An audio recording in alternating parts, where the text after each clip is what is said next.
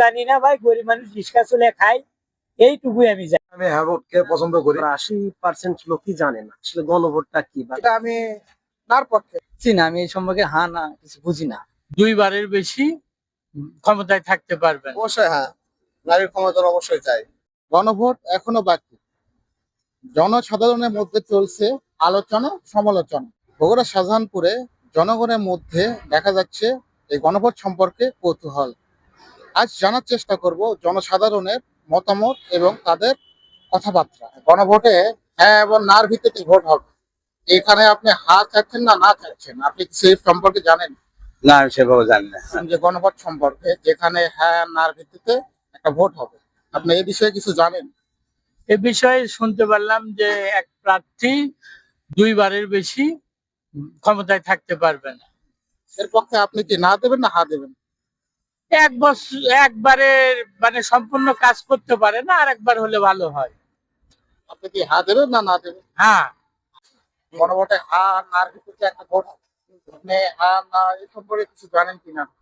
আমি তো তেমন জানি না, এখন এরা আস্তে আস্তে প্রচার করলে আমরা বুঝতে পারবো যে হ্যাঁ হ্যাঁ কি না বলা যায়। বুঝতে পারছি। আর এখানে নারী ক্ষমতায়ন বৃদ্ধির ব্যাপারে একটা কথা হয়েছে, যেখানে আপনি কি সমর্থন করেন, হ্যাঁ কি মানা? অবশ্যই হ্যাঁ, নারীর ক্ষমতার অবশ্যই চাই। এখানে যে গণভোটটা হবে হ্যাঁ নার ভিত্তিতে, আপনি এই সম্পর্কে কিছু জানেন কিনা? চিনি না, আমি এই সম্পর্কে হ্যাঁ না কিছু বুঝি না। শুনলাম যে ইন্টারনেটের সুবিধাটা কি ভালো দেওয়া হবে, এই জন্য আমি গণভোটে হ্যাঁ নার ভিত্তিতে ভোট। তো আপনি কোনটা চাচ্ছেন, হ্যাঁ চাচ্ছেন নাকি না চাচ্ছেন? না চাচ্ছি না, হাও চাচ্ছি না। আমি কই কি দেশটা কেমনি মুঠোর মধ্যে থাকবে, এই দেশটা মুঠোর মধ্যে আমাকে যেন থাকতে হয়, বাংলাদেশ, আর কিচ্ছু চাই না।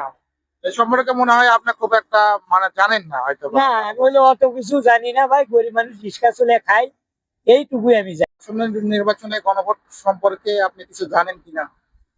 আমি জানি, সেটা হচ্ছে যে আসলে সরকারি দল ইচ্ছে মতে তার গঠন করতে পারবে না, এটা আমি তার পক্ষ। সম্পর্কে আমার জানা মতে দেশের শতকরা 80% লোকই জানে না আসলে গণভোটটা কি বা কার উপর ভিত্তি করে এই গণভোট। তো আমার যতটুকু ধারণা ততটুকু বলতে চাই যে দেশের কল্যাণার্থে, দেশের যাতে মঙ্গল হয় সেই সুবিধার্থে গণভোট প্রয়োজন। এক্ষেত্রে যেন দেশের জনসাধারণ সবাই যেন উপকৃত হয়, এক্ষেত্রে গণভোট করা যেতে পারে। যেমন সংসদীয় যে সমস্ত পার্লামেন্টে যে আইনগুলো পাশ হয়, এটা উভয়ের সম্মতিক্রমে কিংবা জনগণের রায়ের পরিপ্রেক্ষিতে আইনগুলো পাশ হয় আমার মতে উচিত। আমাদের স্বাস্থ্য খাত, শিক্ষা খাত, দেশে তো সবাই তার বড় লোক না, অনেক লোক আছে তারা দরিদ্র, যারা প্রয়োজন মতো দেশের চিকিৎসা ব্যয়টা মেটাতে পারছে না। আমার মনে হয় সরকারের এই বিষয়ে দৃষ্টিপাত করা উচিত, আর এইগুলো বিষয়ের উপর ভিত্তি করেই গণভোটটা হওয়া উচিত। জি, আমি এই বিষয়ে জানি। এখানে 1 নম্বর অপশন রয়েছে তত্ত্বাবধায়ক সরকার, নির্বাচন কমিশন ও সরকারি কর্ম কমিশন পিএসসি গঠনে সরকারি দল এবং বেসরকারি দল একসাথে কাজ করবে। এটা শুনে এবং জেনে আমি হ্যাঁ ভোটকে পছন্দ করি। এখানে আরেকটা অপশন রয়েছে যে আমি নার পক্ষে। সংসদে নারীর প্রতিনিধিত্ব বাড়ানো, এটা না বাড়ানোটাই ভালো। এখানে পুরুষরাই অগ্রাধিকার পায়। গণভোট সম্পর্কে মানুষের কি ধারণা এবং জনসাধারণের মধ্যে আমি মিশ্র প্রতিক্রিয়া দেখতে পেয়েছি, যেখানে অনেকে বলেছে হ্যাঁ, অনেকে বলেছে না, আর বেশিরভাগ মানুষই এই সম্পর্কে জানে না। নির্বাচন কমিশনার থেকে এগুলো সবাইকে জানানো দরকার। এরকম থাকার জন্য সবাইকে ধন্যবাদ। নতুন তথ্য পেতে গণকণ্ঠের পক্ষে থাকুন।